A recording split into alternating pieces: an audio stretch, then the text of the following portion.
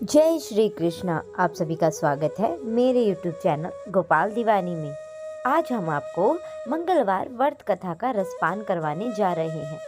आप सभी से अनुरोध है कि कथा को पूरा सुनकर जाएं। आइए कथा आरंभ करते हैं। प्राचीन समय की बात है। किसी नगर में एक ब्राह्मण दंपति रहते थे। उनके कोई संतान न होने के कारण वह बेहद ही दुखी थे। हर मंगलवार ब्राह्मण वन में हनुमान जी की पूजा करने जाता था। वह पूजा करके बजरंगबली से एक पुत्र की कामना करता था। उसकी पत्नी भी पुत्र की प्राप्ति के लिए मंगलवार का व्रत करती थी। वह मंगलवार के दिन व्रत के अंत में हनुमान जी को भोग लगाकर ही भोजन करती थी। एक बार व्रत के दिन ब्राह्मणी ना तो भोजन बना पाई और ना ही भोग लगा सकी। उसने प्रण किया कि वह अगले मंगलवार को हनुमान जी को भोग लगाकर ही भोजन करेगी। वह भूखी प्यासी 6 दिन तक पड़ी रही। मंगलवार के दिन वह बेहोश हो गई। हनुमान जी उसकी निष्ठा और लगन को देखकर काफी प्रसन्न हुए और उन्होंने आशीर्वाद स्वरूप ब्राह्मणी को एक पुत्र दिया और कहा कि वह तुम्हारी सेवा करेगा।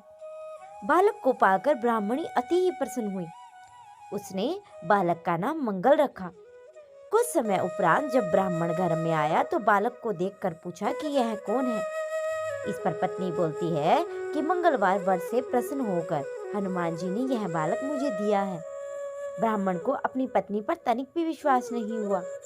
एक दिन मौका देखकर ब्राह्मण ने बालक को कुएं में गिरा दिया। घर पर लौटने पर ब्राह्मणी ने पूछा कि मंगल कहाँ है।